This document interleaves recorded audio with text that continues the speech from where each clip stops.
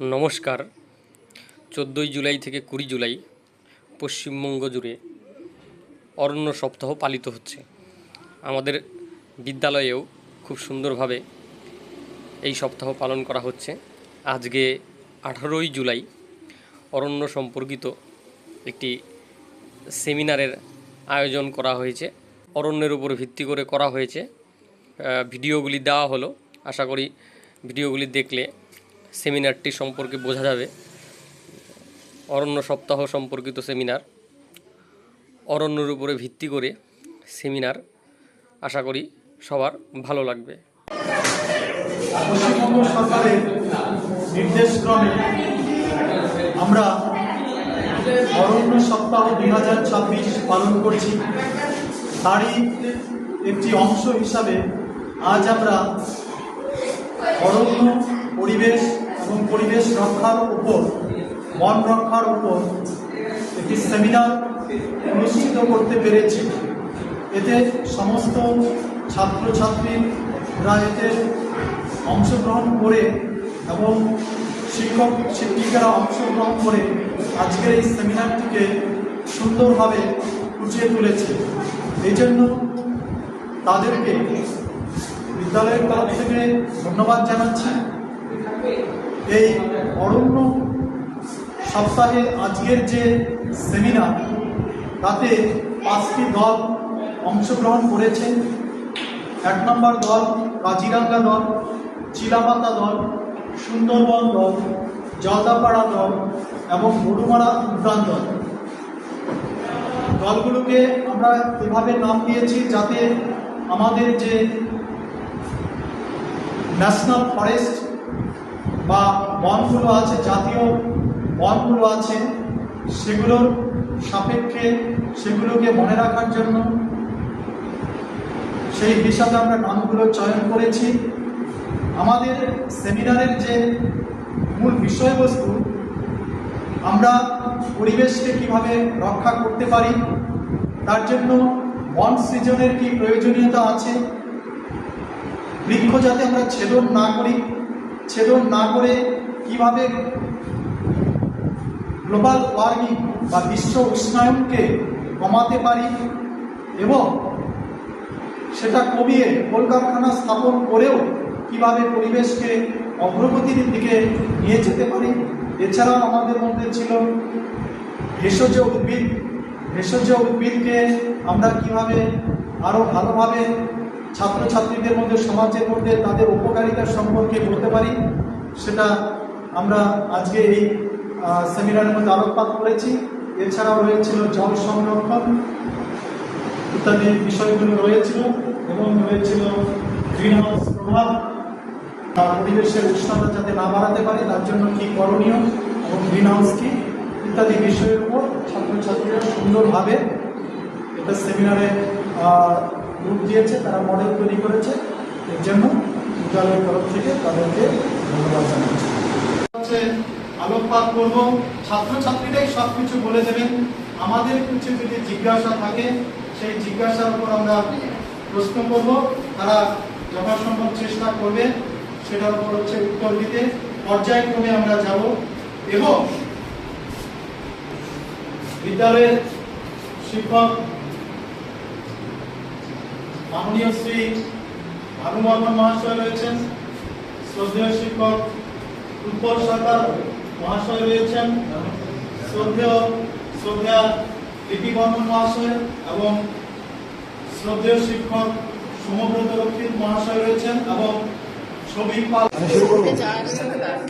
আচ্ছা, চিলাপাতা খুব কাছেই, তাই না?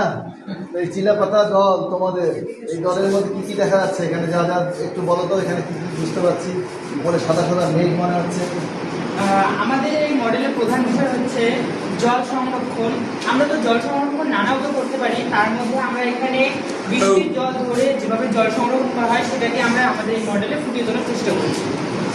এখানে যেরকম একটা বাড়ির মধ্যে ছাদ, এই উপরে যে মেঘগুলো জমেছে সেই মেঘগুলো থেকে বৃষ্টি পড়ছে এবং সেই বৃষ্টির জল পাইপের মাধ্যমে ফিল্টার মেশিনে চলছে, আর সেখানে ফিল্টার হয়ে একটা কুয়ো বা কোনো ড্রামের মধ্যে জমা হচ্ছে।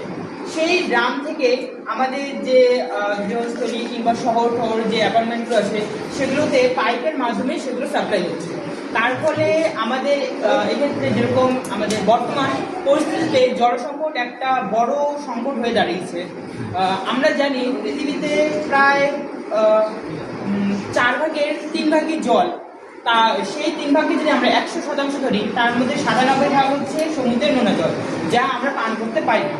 আর বাকি 3% যে জল আছে সেগুলোর হাইলি 2% এগুলো যেরকম বরফের মধ্যে সঞ্চিত আছে। আর বাকি 1% নদী নালা, তারপর খাল বিল এগুলোর মধ্যে জমা হয়ে আছে আর ভূগর্ভস্থতে জমা হয়ে আছে। সেগুলোই আমরা নানা উপায়ে আমরা বার করে সেটাকে পান করে থাকি। এই হচ্ছে আমরা পান করে থাকি। আর সেই পানযোগ্য জলটা বর্তমানে আমরা নানাভাবে অপচয় করে সেটাকে দূষিত করছি, কিংবা বেশি অপচয়ের ফলে তা ক্রমে কমে যাচ্ছে, যার ফলে আমাদের ভবিষ্যতে জল সংকট খুবই বড় একটা সংকটে পরিণত হবে। এরপরে আচ্ছা, তোমার তো এখানে অনেক কিছুই দেখছে, একটা এইরকম সিস্টেমগুলো কি আমাদের এই রাজ্যে আছে, নাকি আমাদের দেশের মধ্যে কোন কোন রাজ্যে দেখতে পাওয়া যায় এরকম জল সংরক্ষণের ব্যবস্থা? মেইনলি বৃষ্টির জল ধরে রাখার প্রকল্পটা দক্ষিণ ভারতের এদিকে বেশি চলে, আর আমাদের এদিকে খাল বিল এগুলোর মাধ্যমেই বেশিরভাগ সঞ্চয় করা হয়। আমাদের এদিকে সেরকম ব্যবস্থা এখনো গড়ে ওঠেনি, কিন্তু তার কারণ কি? তার কারণ আমাদের এখানে নদী নালা জলের অভাব হয় না। যেখানে অভাব সেখানে এই ব্যবস্থাগুলো গড়ে উঠছে।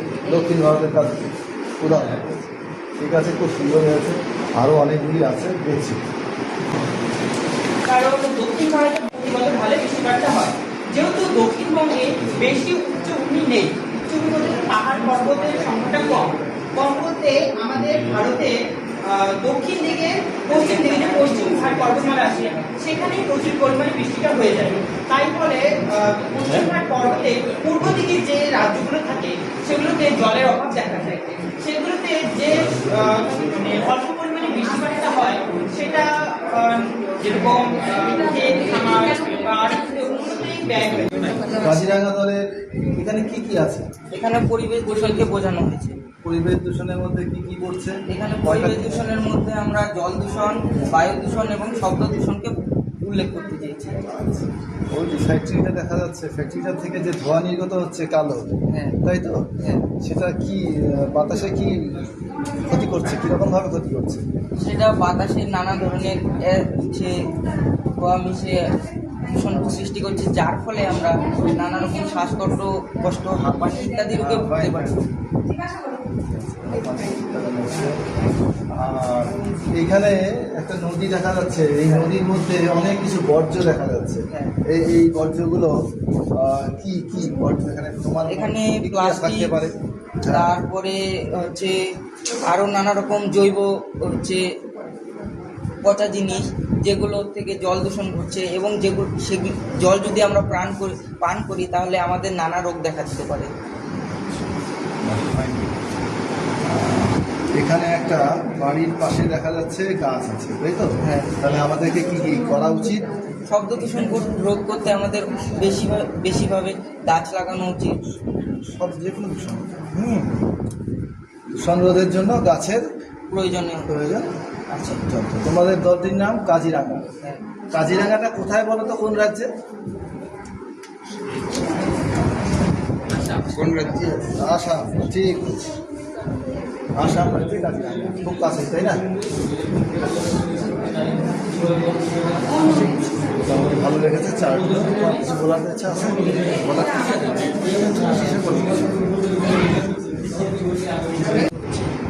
আচ্ছা, এইখানে একটা মানুষ দেখতে পাচ্ছি, কি ব্যাপার?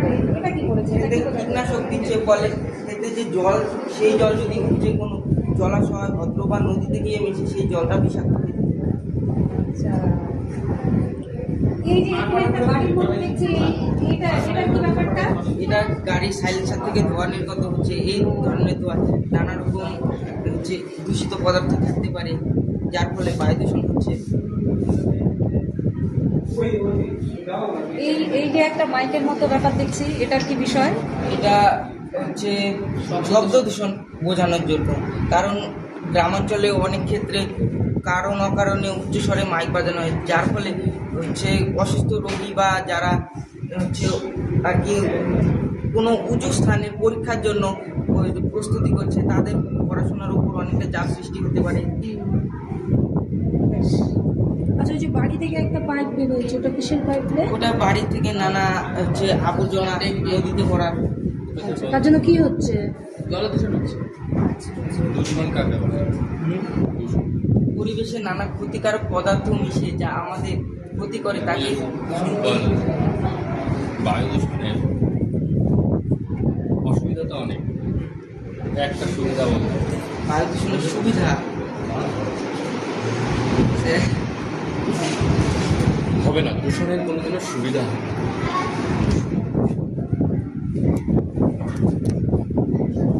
সবই জিজ্ঞাসা জিজ্ঞাসা করো যারা এসি বিক্রি করে যত দূষণ বাড়বে এছাড়া বায়ু দূষণের আরো কয়েকটা কারণ বলতে পারবি? গাড়ির সাইড থেকে ইলেকট্রিকগত যে বিষাক্ত ধোঁয়া, হওয়া, ফ্যাক্টরি থেকে তারপরে অনেক অনেক ই প্রোডাক্ট হতে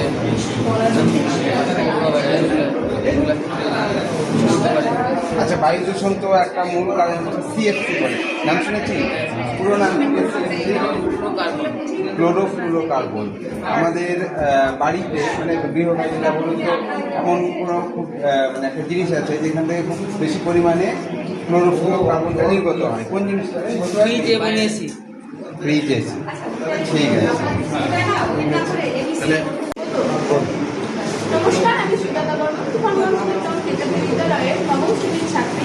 সেকশন বি। আমাদের বিষয় গ্রিন হাউস প্রভাব ও বিষয়।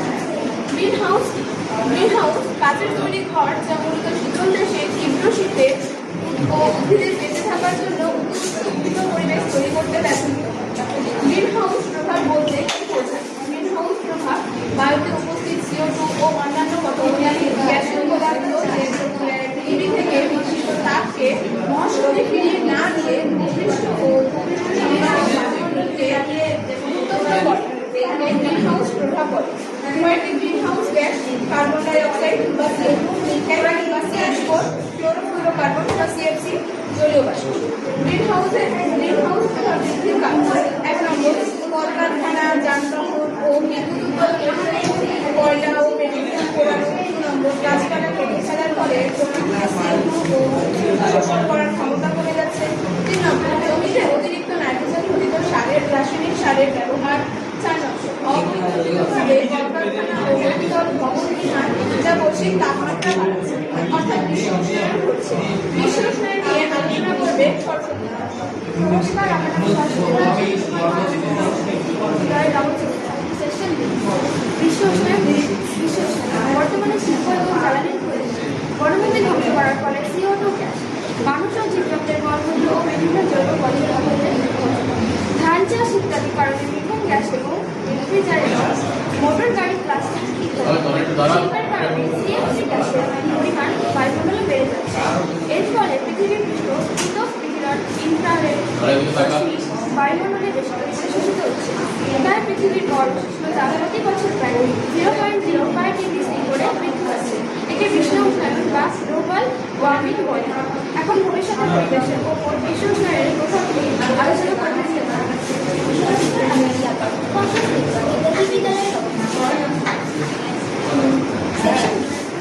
ভবিষ্যতে আবহাওয়া অনেক পরিবর্তন হয়েছে। প্রবল বন্যা, খরা, ঝড়, মেরু অঞ্চলে প্রচুর পরিমাণে বরফ পড়ছে, ফলে সমুদ্রের জলতলের উচ্চতা বেড়ে উপকূল এলাকাগুলো বিভিন্ন ধরনের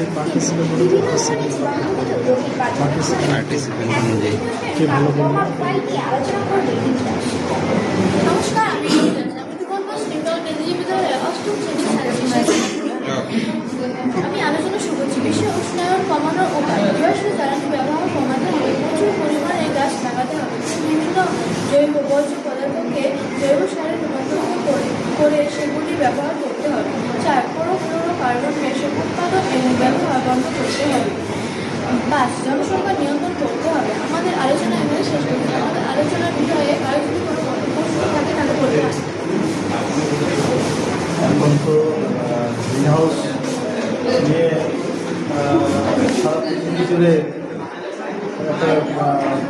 সমস্যার সম্মুখীন হয়েছে সারা পৃথিবীর অধিবাসীরা, তাই তো?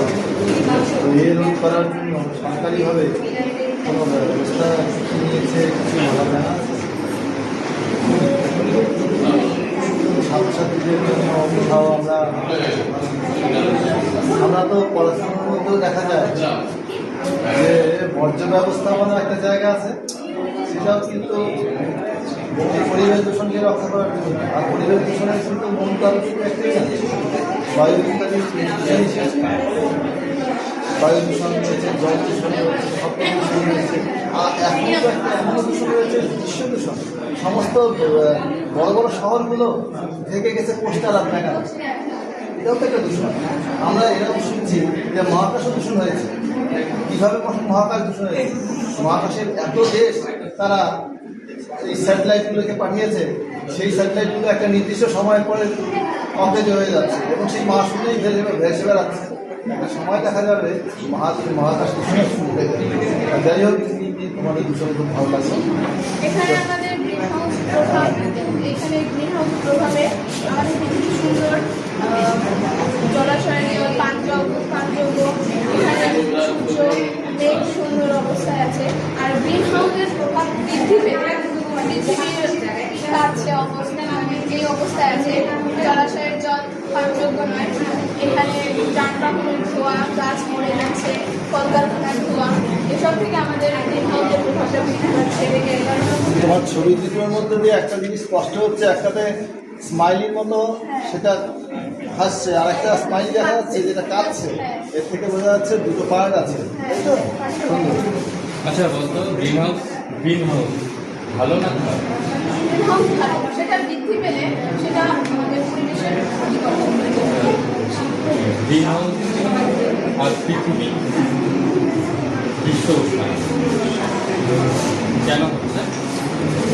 জনসংখ্যা বৃদ্ধি পাচ্ছে, তারপর পরিবেশের কলকারখানা আমি বলছি গ্রিন হাউস সাথে পৃথিবীতে রিলেট করছে কি করে, যে কারণে বিশ্ব উষ্ণায়ন টার্মটা এলো। সহজ, কিন্তু সহজভাবে অনুভূত করি তোদের যা বলেছে সেখান থেকে। গ্রিন হাউস আর পৃথিবী, তো এই দুটোকে কি করে মিশিয়ে তোরাই, কোনো বিজ্ঞানীরা তোরাই গ্রিন হাউস প্রভাব বৃদ্ধি করতে বা বিশ্ব উষ্ণায়ন করতে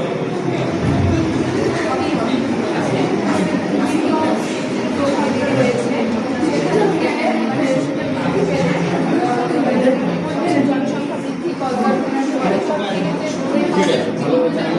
তুলসী, এটা বেল, ভেষজ হ্যাঁ ভেষজ সব এটা কি গাছ? লঙ্কা গাছ নাকি? চিরতা গাছ। এটা কি কাজে লাগে? বেশিরভাগই ভেষজ যা দেখছি। হজম শক্তি বাড়াতে সাহায্য করে, এটা বৈদিক সাহায্য করে, রক্তের সরবরাহ সাহায্য করে।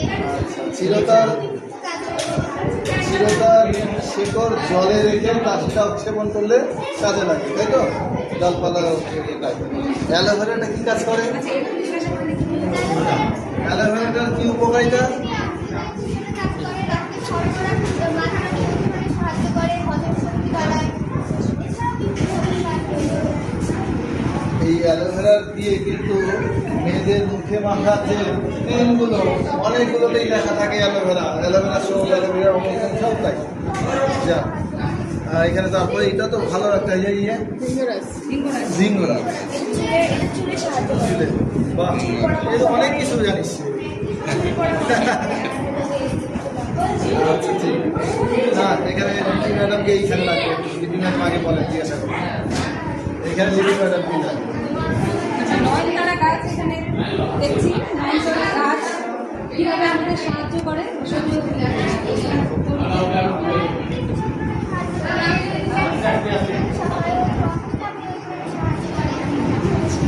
তুলসী তো অনেক প্রকার দেখতে পাচ্ছি, অনেকগুলো গাছ। তুলসীকে তো তুলসীর উপকারিতা একটা বলো দেখি কী কী কাজে? আমরা তো পুজো করি হিন্দু ধর্মে তুলসী গাছকে, তাছাড়া ভেষজ উদ্ভিদ কীভাবে আমরা ব্যবহার করি?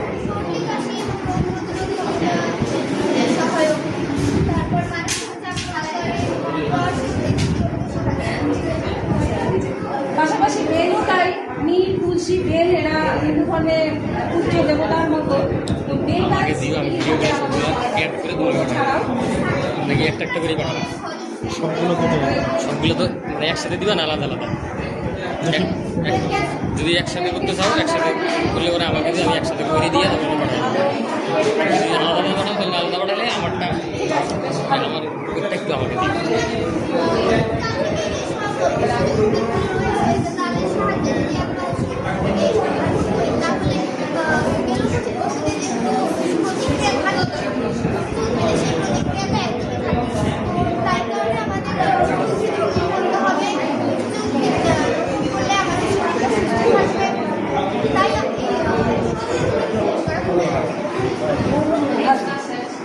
তাহলে আমরা অঙ্গীকারবদ্ধ হব যে বাড়িতে যতটুকু ছোট আনাচের মধ্যে জায়গা আছে এরকম টব বাড়ি যাই পাবো তার মধ্যে বিভিন্ন উপকারী যে সমস্ত উদ্ভিদ তাদেরকে আমরা এই প্রকৃতি থেকে হারিয়ে যেতে দেবো, তাই তো?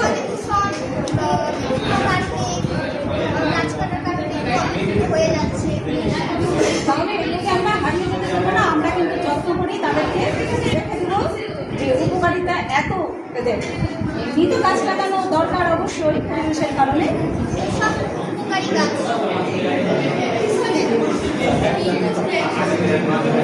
এবং বর্তমান আমাদের মুখ্যমন্ত্রী শ্রী শুভেন্দু অধিকারী মহাশয় তার উদ্যোগে আমরা শপথ নিয়েছি যে 2027 সালের মার্চ মাসের মধ্যে আমরা সারা পশ্চিমবঙ্গকে 1.10 সবুজ গাছে গড়ে তুলব। 1.10 কোটি সবুজ গাছ লাগিয়ে গড়ে তুলব। সে কারণে আমরা যাতে আমরা বৃক্ষরোপণ করি এবং বৃক্ষছেদন বিরত হই সেই বিষয়ে সচেতনমূলক বার্তা দেওয়ার কারণে জন্য আমরা এই পদক্ষেপ নিয়েছি। এখানে এখানে যেটা এখানে কতগুলি দেখা যাচ্ছে ছবি, ছবিতে দেখা যাচ্ছে সব বৃক্ষচ্ছেদন হচ্ছে, তাই তো? তো আর পাশাপাশি উল্টো দিকটাতে দেখতে পাচ্ছি সবুজায়ন। তো এখানে দুটো পার্ট কি বোঝানো হচ্ছে, একটা দিয়ে কলকারখানা, বৃক্ষচ্ছেদন, গাড়ি, তার মানে ওই দিকটা কি, ওই দিকটা কি, এই দিকটা কি, দুটো দিকের মধ্যে কি বোঝানো হচ্ছে? যেহেতু বৃক্ষ আমাদের পরিবেশের জন্য অতি গুরুত্বপূর্ণ একটি সম্পদ, সেহেতু যদি পরিবেশে বৃক্ষ বজায় থাকে এবং আমরা বৃক্ষ সেদন থেকে বিরত হই তো আমাদের পরিবেশের চিত্রটা অনেক এমন হবে। এবং কিন্তু বর্তমানে আমরা বিভিন্ন কারণে বৃক্ষ সেদন করছি।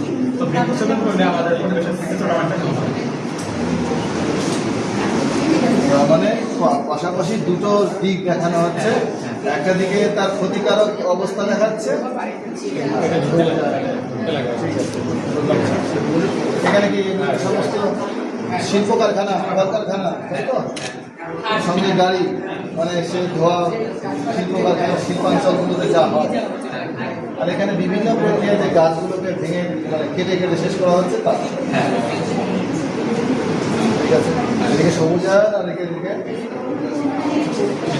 বৃক্ষচ্ছেদন, একদম। হ্যাঁ,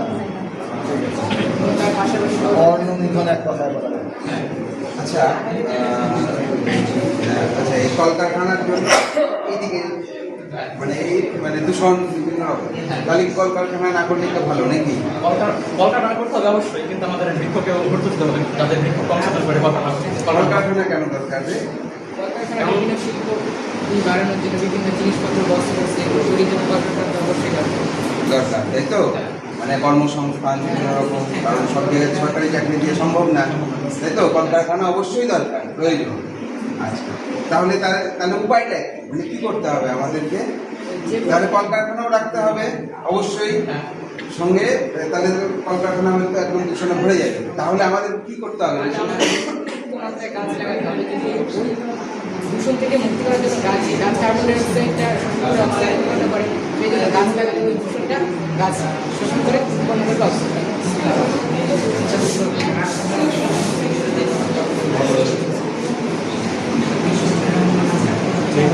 সুন্দর হলো। ফলে সবশেষে বলবো, গাছ লাগাও, প্রাণ বাঁচাও, প্রকৃতি চিরসবুজ হয়ে উঠুক, পরিবেশ দূষণমুক্ত হোক। আর ছাত্রছাত্রী যারা এই সেমিনারে অংশগ্রহণ করেছ তাদেরকে অসংখ্য ধন্যবাদ।